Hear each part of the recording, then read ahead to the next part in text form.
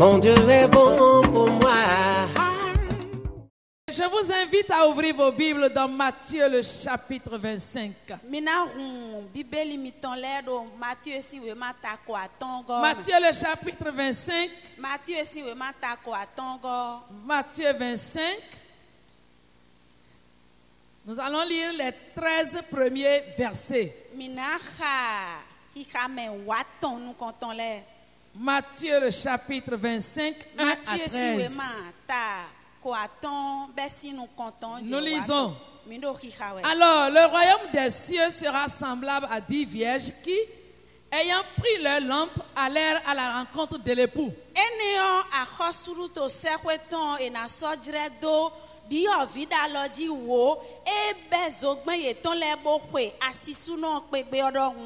Cinq d'entre elles étaient folles et 5 sages. Les folles, en prenant leur lampe, ne prirent point d'huile avec elles. Mais les sages prirent avec leur lampe de l'huile dans des vases. Comme l'époux tardait, toutes s'assoupirent et s'endormirent. Au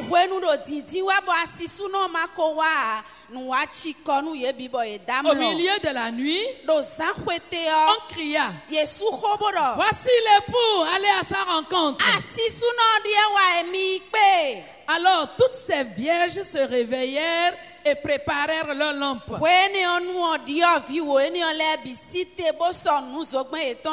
Les folles dirent aux sages: donnez-nous de votre huile car nos lampes s'éteignent. Les sages répondirent: non.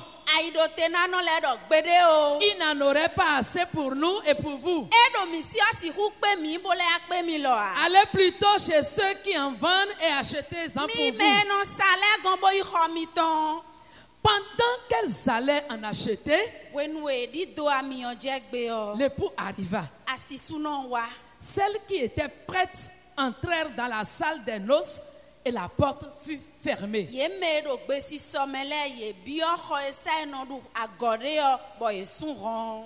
Plus tard, les autres vierges vinrent et dirent: Seigneur, Seigneur, ouvre-nous. Mais il répondit: je vous le dis en vérité, je ne vous connais pas. Veillez donc, puisque vous ne savez ni le jour ni l'heure. Amen.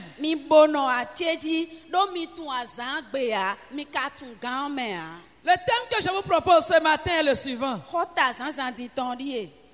trop tard.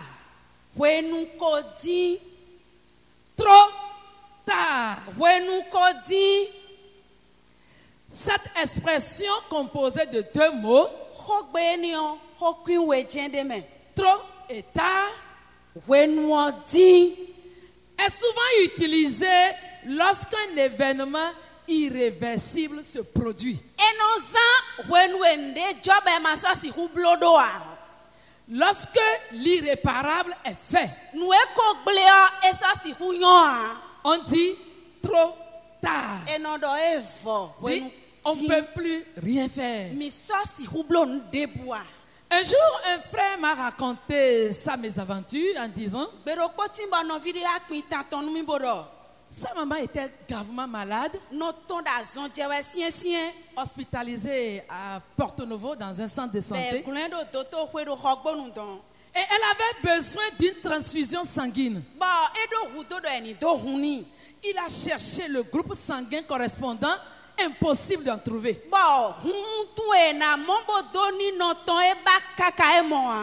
Il a parcouru toute la ville de Porto Novo. Impossible. À Cotonou ici, il est venu chercher. Impossible. Il a envoyé des gens jusqu'à Abomey. Impossible. Et tard dans la nuit, quelqu'un lui a dit, ah, il semble que s'il va à Lokossa, il va en trouver. Il dit, sans perdre le temps, j'ai trouvé un taxi rapidement. Je suis allé à Lokossa. Il est arrivé à Lokossa. Dieu merci, j'ai trouvé les 2 poches de sang. Il sonnait déjà 3 heures du matin. Je n'ai pas passé la nuit. Je dois retourner incessamment à Porto Novo pour sauver la vie de ma mère. Il a trouvé heureusement un taxi. Il me disait, il n'a même pas discuté le prix. Quel que soit le prix qu'on lui donne, il dit, allons-y seulement.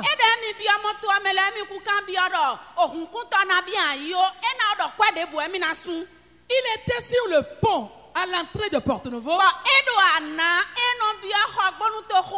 Quand le téléphone sonne, et sa petite soeur lui dit, Fofo, maman n'a plus besoin du sang. Maman est déjà partie. Il m'a dit, il tenait les 2 poches de sang dans le taxi à l'entrée de la ville de Porto Novo. Mais c'était trop tard. Maman n'avait plus besoin. Elle venait de rendre l'âme. Trop tard. Et il en sera ainsi au retour de Jésus-Christ. Les gens se rendront compte de la vérité. Car personne ne sait ni le jour ni l'heure. Mais il sera trop tard pour certaines personnes. Et je ne voudrais pas que tu sois au nombre de ceux à qui on dirait trop tard.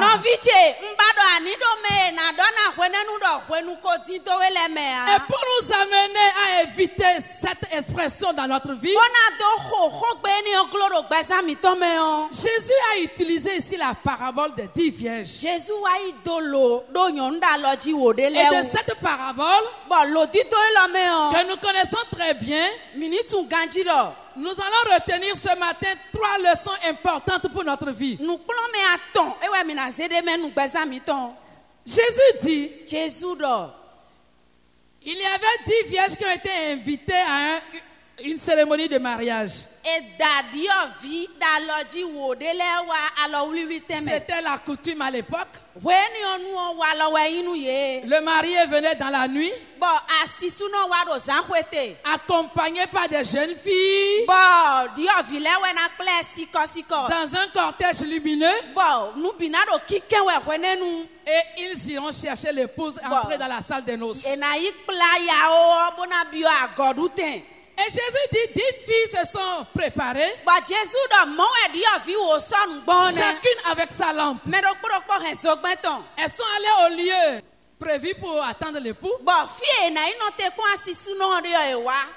En apparence, elles étaient toutes les mêmes. On les voyait très bien habillées. Et chacune attendait l'arrivée de l'époux. Et puisque l'époux tardait à venir, la Bible dit, elles ont commencé à dormir. Ça a pris plus de temps que prévu, certainement. Toutes se sont endormies. Et pendant qu'elles dormaient profondément, une voix s'écria au milieu de la nuit. Voici l'époux. Allez à sa rencontre. Toutes se sont réveillées.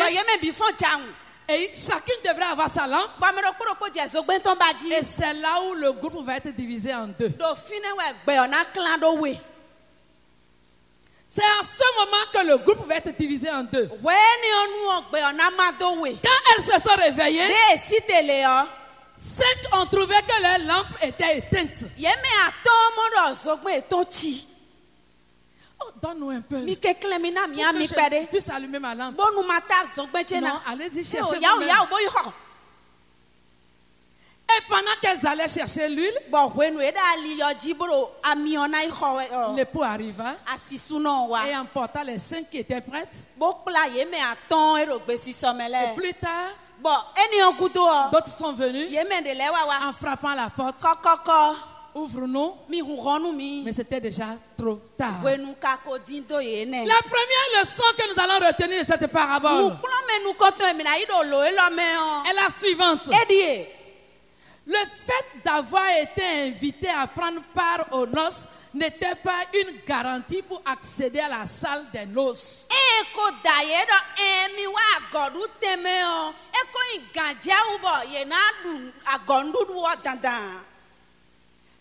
10 ont été invités. Les 10 ne sont pas entrés dans la salle de noces. Cela veut dire quoi pour nous ce matin? Le Seigneur nous a tous appelés. Nous avons répondu à l'appel de Jésus. Nous attendons tout le retour de Jésus. Nous attendons tous le retour de Jésus. Mais si tu ne veilles pas sur toi-même, tu seras bien sûr dans l'église, mais tu ne partiras pas au retour de Jésus. Être membre d'une église n'est pas suffisant pour être enlevé.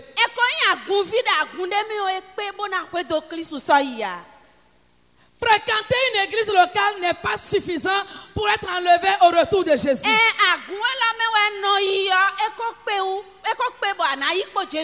C'est pourquoi la Bible dit il y a beaucoup d'appelés, mais peu d'élus. C'est tout possible pour que tu sois au nombre des élus. Deuxième leçon à retenir. Le fait d'avoir attendu si longtemps n'était pas non plus suffisant pour être autorisé à rencontrer l'époux. Les 10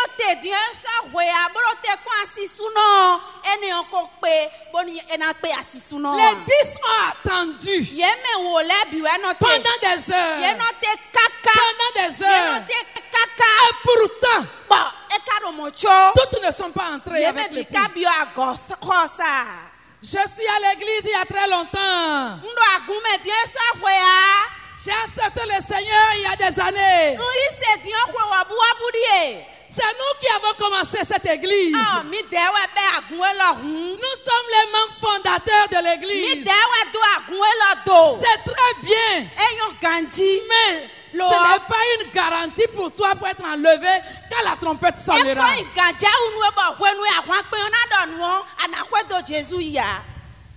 C'est nous les premiers. Je connais tous les pasteurs qui ont pris par cette église. Il y a des chrétiens qui sont des grands historiens. C'est eux qui peuvent raconter toute l'histoire de l'église. C'est une bonne chose.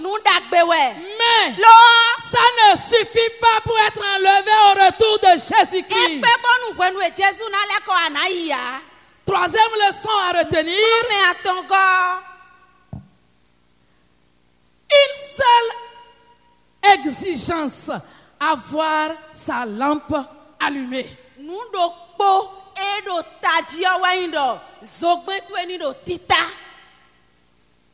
Avoir sa lampe allumée. Nous attendons tous le retour de Jésus. Nous l'avons chanté, nous le chantons chaque jour. Mais seul celui-là qui a sa lampe allumée sera enlevé. Et qu'est-ce que cela signifie pour nous, avoir sa lampe allumée? Avoir sa lampe allumée, qu'est-ce que ça signifie pour nous?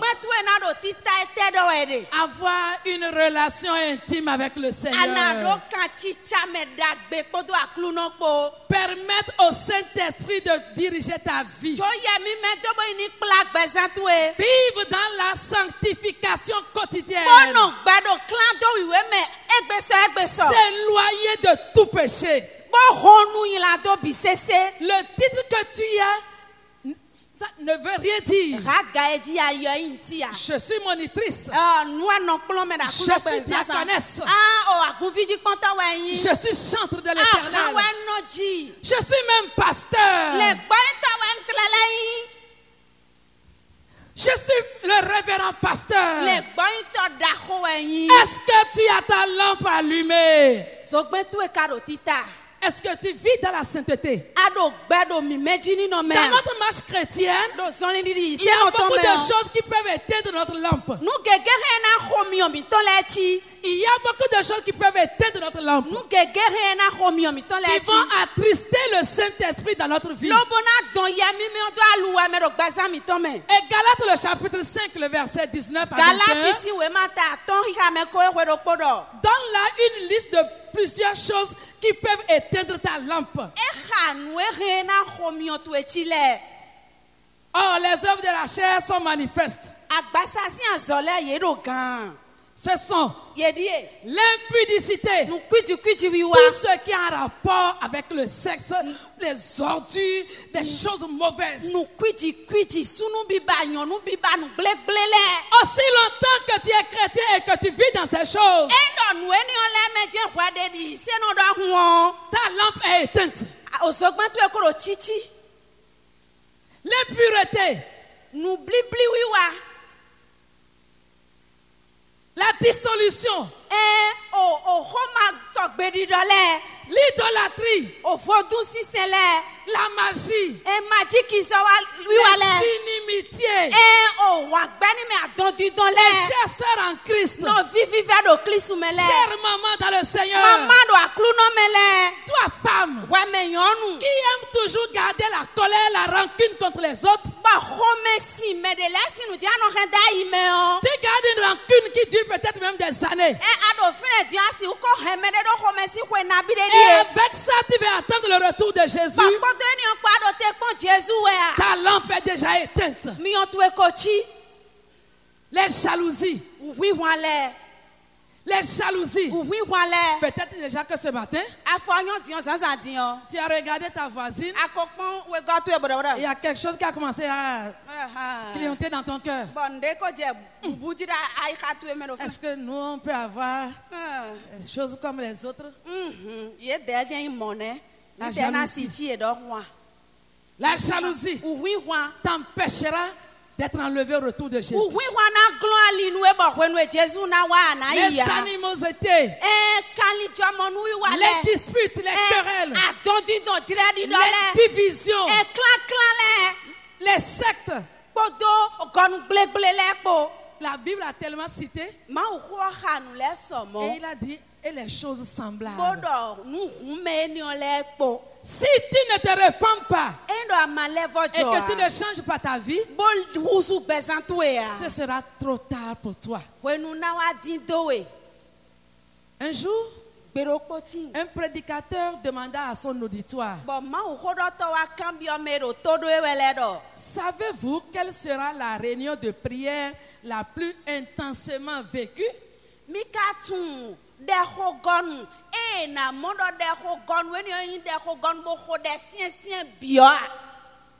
Qui veut écouter la réponse? La réponse qu'on m'a donnée. La prière, la réunion de prière la plus intensément vécue. Connaissez-vous ce jour-là? Écoutez la réponse. C'est celle qui réunira tous les chrétiens qui ne seront pas enlevés après l'enlèvement des croyants.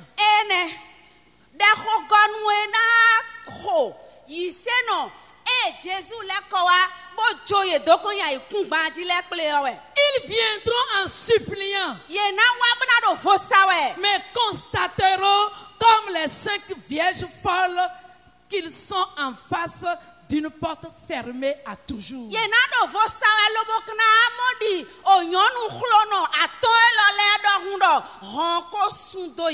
Ce sera trop tard. Quand la trompette sonnera, la Bible dit, c'est en un clin d'œil. Personne ne sait ni le jour ni l'heure. Ce sera tellement rapide Personne n'aura le temps de se repentir de quoi que ce soit. Et ce jour-là, quand les élus seront enlevés, les gens viendront ici. Prier. Oh Seigneur, je suis décidé à te suivre. Je confesse tous mes péchés. Je reconnais. Seigneur, pardonne-moi. Pardonne-moi. Pardonne-moi. Pardonne-moi. Pardonne-moi. Tu vas prier pendant des heures, pendant des heures, pendant des jours. Mais c'est trop tard. Trop tard. Je dis trop tard. Oh Seigneur, c'est à cause de l'argent. Voilà, je dépose tout. Je dépose tout. Je dépose tout. Je ne veux plus. Je ne veux plus. Trop tard.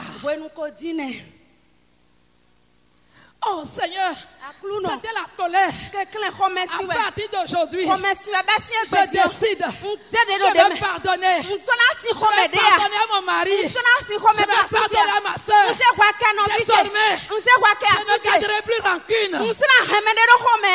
Tu vas prier 24 heures, 48 heures, des semaines. La porte est fermée à toujours. La porte est fermée à toujours. Trop tard. Trop tard. Trop tard. Trop tard. Et ce matin, mon frère, ma soeur, le Seigneur nous appelle à nous préparer à sa rencontre. Il dit, je viens bientôt. Je viens bientôt. C'est une certitude. Il viendra. Mais où seras-tu? Seras-tu enlevé? Ou bien tu seras au nombre de ceux qui viendront pour la prière? Je demande à Dieu de nous en délivrer de cette situation. Quand la trop personnellement, que tu sois au Togo, que tu sois au Bénin, que nous puissions aller tout à la rencontre de Jésus-Christ. Alléluia! Amen! Prépare-toi à la rencontre de Jésus. Ne remets pas à demain ce que tu dois corriger aujourd'hui. Le Seigneur te donne une occasion encore ce matin. Analyse ta vie. Analyse ta vie chrétienne. Es-tu prêt? Es-tu prêt? Si la trompette sonne aujourd'hui, si la trompette sonne les musiciens, combien parmi vous seront enlevés? Combien partiront à la rencontre de Jésus? Combien iront à la rencontre de Jésus? Ou bien il y aura des gens comme les 5 folles qui viendront tardivement. Trop tard. Trop tard. Là où tu es, tu te connais? Je me connais. Et si le Seigneur a voulu que cette semaine, nous puissions nous rappeler de sa prochaine venue, c'est une grâce qu'il nous accorde.